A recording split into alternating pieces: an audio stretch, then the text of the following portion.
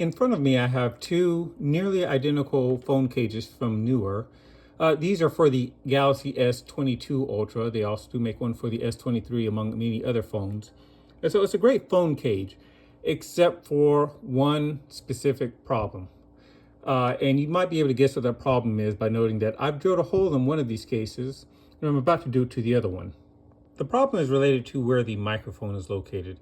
There's actually two microphones on this phone. There's one at the bottom, but then there's also one at the top. And it'll use the top one. It seems to be like for stereo recording or for noise cancellation. And whenever you have your phone inside of that cage, it covers up the top microphone, which can cause some weird audio artifacts. And getting rid of those artifacts is easy enough if you just drill a small hole within it.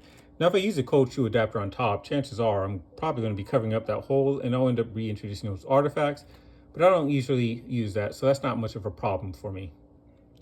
You might not be able to see it since I marked it in black, but I've made a rough indicator of where the hole should be. I've made sure that my drill and my drill press is aligned up with it, and I have it here within a clamp, so the clamp's been tightened. I've also put cloth on either side because otherwise this metal clamp will end up scratching this case. So there's nothing else to do but drill the hole.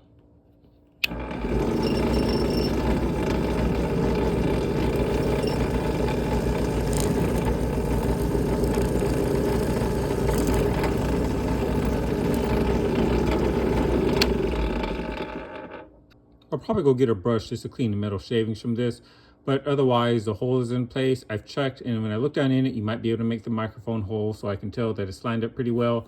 So that should be enough to take care of the audio artifacts that I was experiencing on this. So that's the only problem that is needed to fix what I think to be the flaw in this case.